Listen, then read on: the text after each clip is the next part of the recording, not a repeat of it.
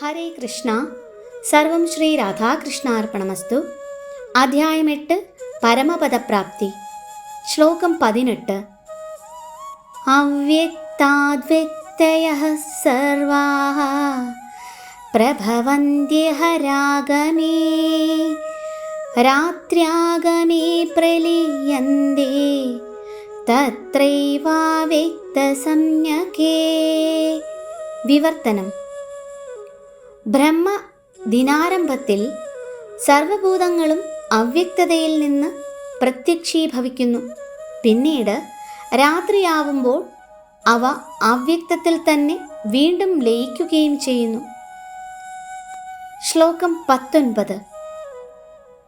ഭൂതഗ്രാമഃ സ ഏവായം ഭൂത്വാ ഭൂത്വാ പ്രലീയതേ രാത്ര്യാഗമേ വശഃ പാർത്ഥ പ്രഭവത്യഃ രാഗമേ. വിവർത്തനം. വീണ്ടും വീണ്ടും ബ്രഹ്മദിനാരംഭത്തോടെ സകല ഭൂതജാലങ്ങളും ഉളവാകുന്നു.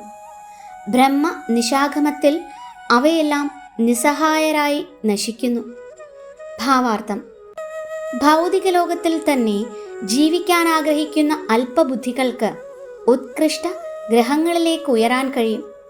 എന്നാൽ പിന്നീട് അവർക്ക് ഭൂമിയിലേക്ക് തിരിച്ചു പോരണം.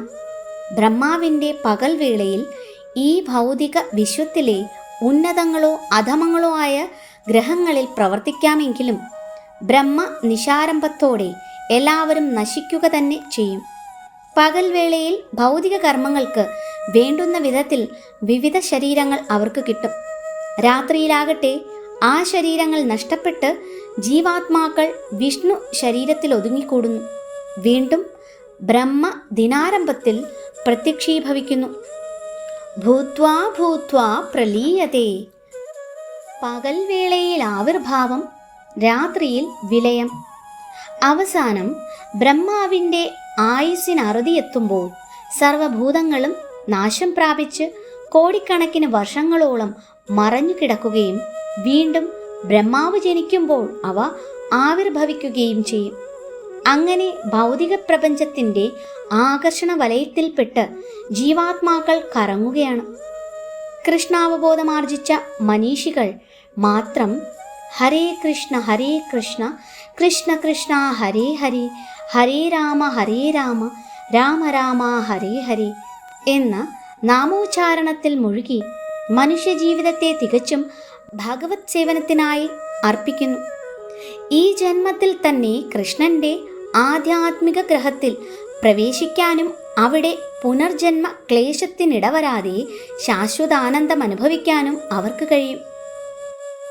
ശ്ലോകം 20.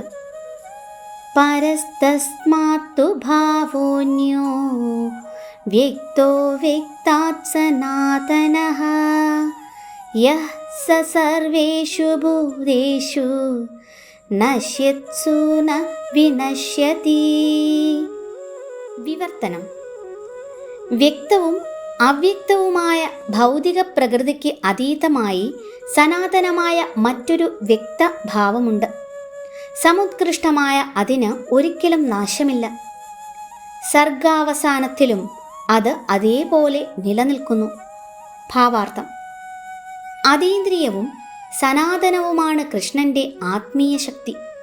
ഭൗതിക പ്രകൃതിയുടെ പരിണാമവിശേഷങ്ങൾക്കെല്ലാം അതീതമാണത്. ബ്രഹ്മാവിൻ്റെ ദിനരാത്രങ്ങൾക്കനുസരിച്ച് സംഭവിക്കുന്നവയാണല്ലോ ആ പരിണാമങ്ങൾ. ഗുണം കൊണ്ട് ഭൗതിക പ്രകൃതിക്ക് തികച്ചും വിപരീതമത്രേ സമുത്കൃഷ്ടമായ ഭഗവത് ശക്തി. ഉത്തമാധമ പ്രകൃതി ഭേദങ്ങൾ 7-ാം അധ്യായത്തിൽ വിവരിച്ചിട്ടുണ്ട്. ഹരേ കൃഷ്ണ. സർവം ശ്രീ രാധാകൃഷ്ണാർപ്പണമസ്തു.